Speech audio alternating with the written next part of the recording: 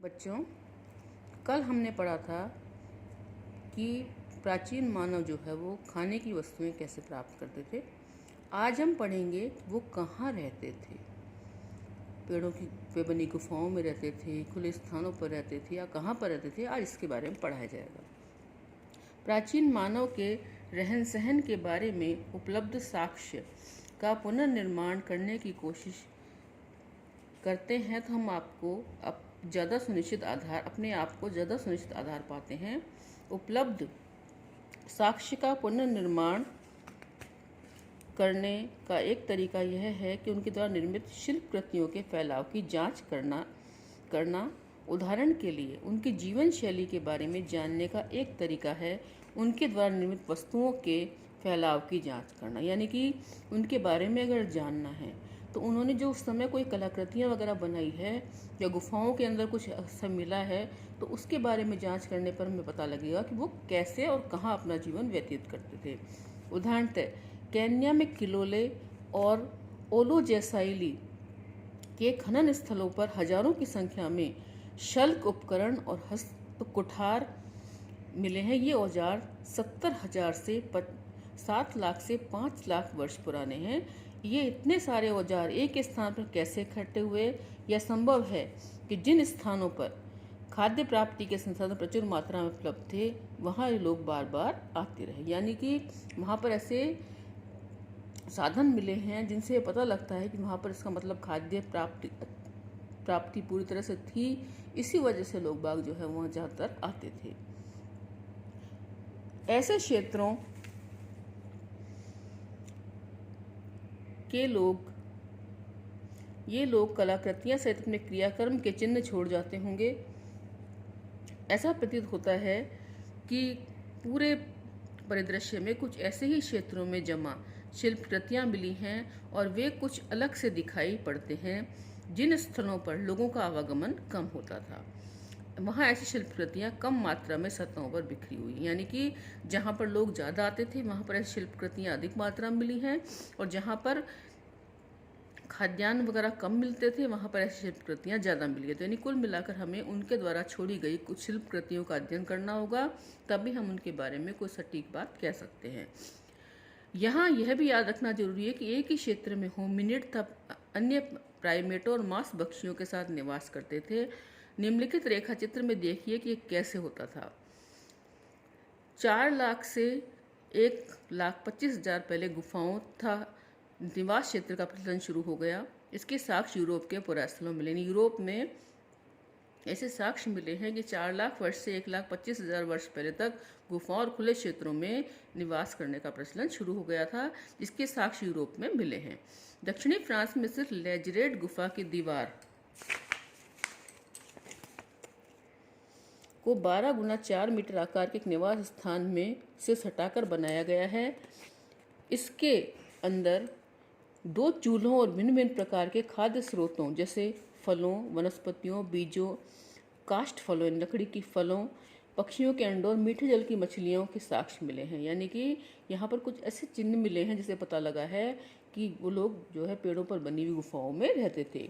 एक और पुरास्थल दक्षिणी फ्रांस के समुद्र तट पर स्थित टेरा अमाटा के पास घास फूस और लकड़ी की छत वाली कमजोर झोपड़ियाँ सामयिक मौसम प्रवासों के लिए बनाई जाती थी। यानी कि जब बारिश वगैरह आती थी तो उस समय पेड़ों पर बनी गुफाओं में रहना मुश्किल था, इसलिए वो लोग झोपड़ियाँ बनाकर रहा करते थे। केन्या में चेसो वांजा और दक्षिणी अफ्रीका में स्पार्ट क्रांस में पत्थर के औजारों के साथ साथ आग में पकाई गई चिकनी मिट्टी और जली हुई हड्डियों के टुकड़े मिले हैं जो 14 लाख से 10 लाख साल पुराने हैं। क्या ये चीज़ें प्राकृतिक रूप से झाड़ियों में लगी आग या ज्वालामुखी से उत्पन्न अग्नि से जलने का परिणाम है, अथवा क्या ये सुनियंत्रित ढंग से लगाई गई आग में पकाकर बनाई गई है? हम इसके बारे में सटीक रूप से नहीं जानते। यानी कि जो ऐसी चीज़ें मिली हैं उनके बारे में सटीक रूप से कहना थोड़ा मुश्किल है, क्योंकि बहुत वर्षों पुरानी बातें हैं। दूसरी ओर चूल्हे आग के नियंत्रित प्रयोग के द्योतक, यानी कि चूल्हे जो है आपने कभी देखे हों, चूल्हे पे बनी हुई रोटियां भी खाई होंगी, तो आप देखोगे कि चूल्हे में एक निश्चित समय तक आग लगाई जाती है, उसके बाद आग को बुझा दिया जाता है, यानी कि वहाँ पर भी आग को नियंत्रित करना जानते थे। इसके कई फायदे थे। नियंत्रित आग का प्रयोग गुफाओं के अंदर प्रकाश और उष्णता मिलने में मददगार होता था। पुराने ज़माने में जब बिजलियाँ वगैरह नहीं थी तो जंगली जानवरों के डर को भगाने के लिए भी आग का प्रयोग किया जाता था और गुफाओं में रोशनी करने के लिए भी आग का प्रयोग किया जाता था और इससे भोजन भी पकाया जाता था। इसके अलावा लकड़ी को कठोर बनाने में भी आग का इस्तेमाल होता था, जैसे कि भाले की नोक बनाते थे। शल्क निकालकर औजार बनाने में भी उष्णता उपयोगी होती थी। साथ ही इसका उपयोग खतरनाक जानवरों को भगाने में भी किया जाता था। अब बात आती है प्रारंभिक मानव औजारों का निर्माण, यानी मानव ने कैसे औजारों का निर्माण किया। सर्वप्रथम यह याद रखना उपयोगी होगा कि औजारों का इस्तेमाल और औजार बनाने की क्रिया मानव तक ही सीमित नहीं है।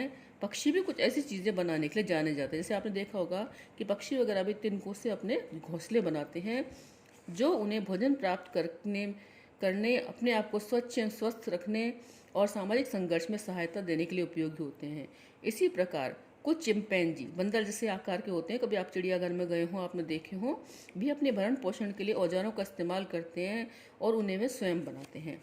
हालांकि मनुष्य में औजार बनाने के लिए कुछ विशेषताएं जो बंदरों में नहीं पाई जाती, जैसा कि हमने देखा है। कुछ विशिष्ट प्रकार के शारीरिक और संभवतः स्नायु तंत्रीय अनुकूलनों के कारण हाथ का कुशलतापूर्वक उपयोग संभव हुआ है।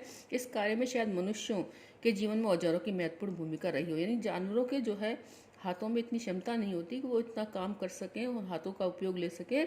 मनुष्य के हाथ में स्नायु तंत्र के विकास के कारण कुछ ऐसी क्षमताएं हैं जिससे कि वो अपने हाथों का इस्तेमाल कर सकता है।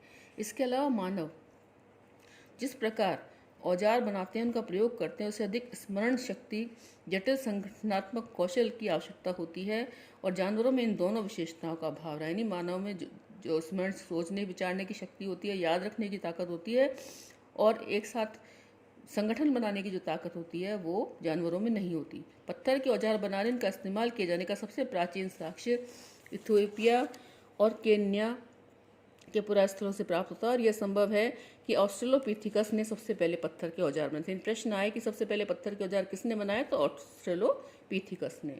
अन्य ऑस्ट्रेलोपिथिकस एक मानव प्रजाति का नाम है।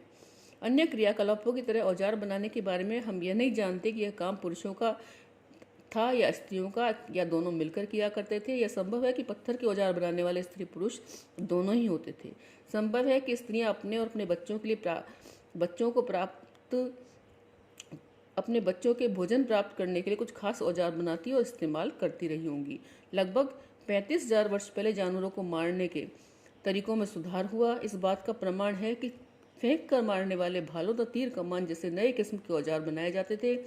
मांस को साफ किया जाने लगा, उसमें से हड्डियां निकाली जाने लगी और उसे सुखाकर हल्का सेकते हुए सुरक्षित रख लिया जाता था, यानी उसको सेक कर सुरक्षित रख लिया जाता था ताकि वो खराब ना हो। इस प्रकार सुरक्षित रखे खाद्य को बाद में खाया जा सकता था। कुछ और भी परिवर्तन आए, जैसे समूरदार जानवर को पकड़ा जाना, यानी जिनके बड़े बड़े बाल थे, उनके रोएदार बाल खाल का कपड़ों की तरह प्रयोग और सिलने के लिए सुई का आविष्कार होना। सिले हुए कपड़ों का सबसे पहला साक्ष्य लगभग 21,000 वर्ष पुराना है। छेनी, जो आपने देखा होगा कारीगरों के पास होती है, या रुखानी जैसे छोटे छोटे औजार बनाने के लिए तकनीक शुरू हो गई। इन नुकीली ब्लेडों से हड्डी, सींग, हाथी दांत या लकड़ी पर नक्काशी करना या कुरेदना संभव हो गया।